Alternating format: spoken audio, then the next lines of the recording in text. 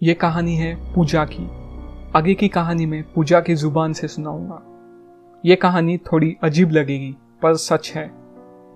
ये 6 साल पहले की बात है। मैं पंजाब से हूँ, जहाँ हरियाली बहुत थी।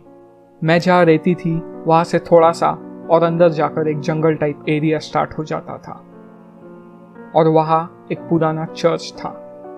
मुझे जीसस में विश्वास था, तो मुझे लगा कि क्यों ना वहाँ जाया जाए। मैं वहाँ अकेली चली गई। दिन के टाइम गई थी तो कुछ अजीब नहीं लगा, सो मैं अब हर 2-3 दिनों में जाने लगी वहाँ। ऐसे ही 2 हफ्ते हो गए, बट एक दिन में नहीं जा पाई, तो सोचा कोई नहीं, शाम को चली जाऊंगी। पर ठंड का मौसम था तो अंधेरा जल्दी हो जाता था, और जहाँ मैं रहती थी वहाँ तो रात के 8 बजे ही दुकानें बंद हो जाती थी। ऐसा लगता कि आधी रात हो रही हो। मैं उस दिन 5 बजे गई वहाँ, बट मैं जितना चलती रास्ता ख़त्म ही नहीं होता। मुझे लगने लगा कि और कितना दूर है चर्च, दिखाई ही नहीं दे रहा। ऐसा करते हुए 6 बज गए। अंधेरा हो चुका था, तो मैंने तय किया कि मैं वापस अपने घर चली जाती हूँ, कल आ जाऊंगी।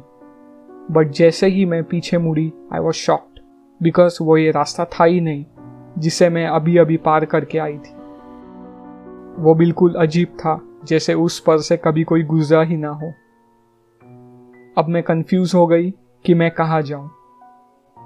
मुझे उस अजीब रास्ते से जाने से अच्छा दूसरा रास्ता चुनना बेहतर लगा। वैसे ही जंगल होने की वजह से सारे रास्ते एक जैसे लग रहे थे। मैंने अपना डायरेक्शन चेंज किया, और वो मेरी सबसे बड़ी गलती थी। मैं वहाँ चलती गई और जंगल घना होता गया। 20 मिनट बाद मैंने देखा कि एक खंडर घर। मैं बहुत डर गई और देखा कि चमगादड़ भी थे वहाँ। पर जैसे ही मैं उस खंडर के करीब पहुंची, मुझे अजीब सी स्मेल आने लगी। इतनी स्ट्रांग थी कि मैं झेल नहीं पाई और मैं फेंट हो गई। जब मेरी आंखें खुली तो मैं अपने रूम में थी। मैंने पूछा अपने फैमिली मेंबर्स से, तो उन्होंने कहा कि मैं चर्च के पास वाले रोड पर बेहोश पड़ी थी, बिकॉज मुझे हाई फीवर था। तो वहाँ से गुजर रहे फादर ने मुझे घर छोड़ दिया। मैंने सोचा शायद वो मेरा सपना था, पर उस रात जब मैं सोई, मुझे अजीब से सपने आने लगे, और वो सपने अजीब ही होते थे, जिनका कोई मतलब समझ नहीं आता था। मैंने काफ़ी इग्नोर किया उन्हें, पर एक दिन मैंने वही सब अपनी आंखों के आगे होते देखा, जैसे मैंने सपने में देखा था। और अचानक से मुझे मेरा वो सपना याद आ गया। वो चीज़ें एग्जैक्टली सेम नहीं थी, बट दे आर सो को रिलेटेड, सो आई थॉट मैं ही ज़्यादा सोच रही हूँ। But then it's quite normal. ऐसा हर रोज़ हर हफ्ते होने लगा। फिर मैंने तय किया कि अपने दोस्त को बता दूं, और जब मैं बताने वाली थी तब मुझे उस रात बहुत गंदा सपना आया, जिसमें मुझे सजा दी जा रही है। मुझे थप्पड़ मारा जा रहा था जोर से। मैं डर कर उठ गई, पर मैं समझ नहीं पाई कि ये वार्निंग थी। मैंने दूसरे दिन जब अपने फ्रेंड को बताया तो उसने बिलीव नहीं किया, बट उस रात सपने में मुझे फिर से मार पड़ी। एंड नेक्स्ट मॉर्निंग जब मैं उठी तो मेरे फेस पर उंगलियों के निशान थे।